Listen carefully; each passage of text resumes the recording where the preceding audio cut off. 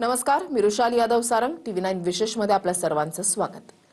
महाराष्ट्रामध्ये ठिकठिकाणी होत असलेली वृक्षतोड वादात आलेली असताना उष्णतेचेही सारे रेकॉर्ड मोडताना दिसतात आणि त्याच वेळेला सरकारने झाडांबद्दल एकाच वेळेला घेतलेले दोन विरोधाभासी निर्णय सुद्धा चर्चेत आलेले आहेत।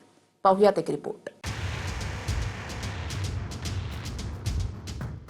महाराष्ट्रात अधिकृतपणे उष्माघाताच्या 115 रुग्णांची नोंद झाली आहे, तर 3 जणांचा मृत्यू झाल्याचंही समोर आलंय। धक्कादायक म्हणजे एकाच दिवसात उष्माघाताचे 25 रुग्ण वाढलेत। छत्रपती संभाजीनगर जिल्ह्यात सर्वाधिक 23 रुग्णांची नोंद झाली आहे। नंदुरबार जिल्ह्यात 17, नाशिकमध्ये 11, अमरावती 8, बुलढाणा 7, गडचिरोली 6, रत्नागिरीमध्ये 5 रुग्णांची नोंद आहे। जळगाव जिल्ह्यातही उष्माघाताचा पहिला बळी गेलाय। पाचोऱ्यातील फळ विक्रेते आनंदा भोई यांचा उष्माघाताने मृत्यू झाला। अचानक भोवळ येऊन ते खाली कोसळले आणि रुग्णालयात त्यांचा मृत्यू झाला। त्यामुळे उष्माघाताची थोडीही लक्षणं आढळल्यास तातडीने उपचार घेण्याचा सल्ला दिला जातोय। आवश्यक कामासाठीच घराबाहेर पडा। बाहेर पडताना खिशामध्ये कांदा, साध्या पाण्याची बाटली, ORS सोबत ठेवा। उन्हामध्ये चहा, दारूसारखे पेय टाळा। दरम्यान एकीकडे प्रचंड तापमान वाढ असताना दुसरीकडे वृक्षतोडीचा मुद्दाही तापलाय। पुणे महापालिकेत महापौरांच्या बंगल्यातील 20 झाडांची तोड झाली। विशेष म्हणजे ही झाडं कशासाठी तोडली गेली याची महापालिका आयुक्तांनाच कल्पना नसून चौकशी अंती त्यांनी कारवाईचे आदेश दिलेत।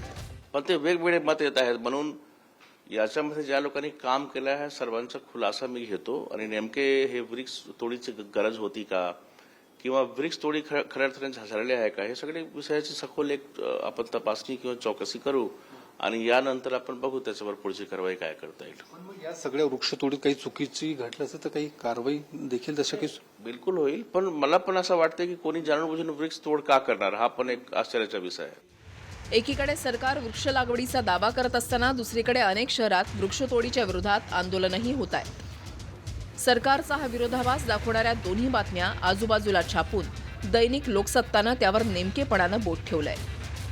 एका बाजूला राज्यात 300 कोटी वृक्ष लागवडीचं लक्ष राज्य सरकारनं ठेवलंय आणि त्याच बाजूला दुसऱ्या बातमीत उद्योग आणि सरकारी प्रकल्पांसाठी वृक्षतोड करायची असेल तर त्याची परवानगी 30 वरून 15 दिवसांची करण्यात आली आहे। राज्यात याआधी वृक्षतोड करायची असेल तर 11 विविध कागदपत्र लागायची, आता तीच संख्या कमी करून फक्त 5 वर आणली गेली आहे। आधी वृक्षतोडीच्या परवानगीसाठी किमान 30 दिवस लागायचे, ते कमी करून आता फक्त 15 दिवसात वृक्षतोडीला परवानगी देण्याचा निर्णय घेण्यात आलाय। पुणे आणि नाशिकसारख्या अत्यंत महत्त्वाच्या शहरात महापौरांच्याच बंगल्यामध्ये वृक्षतोड होऊनही पुणे महापालिकेचे प्रशासकीय प्रमुख आयुक्तांनाच त्याचा पत्ता नसतो। दुसरीकडे नाशिक शहरात वृक्षतोडीला स्थगिती देऊनही कत्तल कशी काय केली त्यावर हरित लवादानं नाशिकच्या महापौरांकडे स्पष्टीकरण मागितलंय। योगेश बोरसे, TV9 मराठी।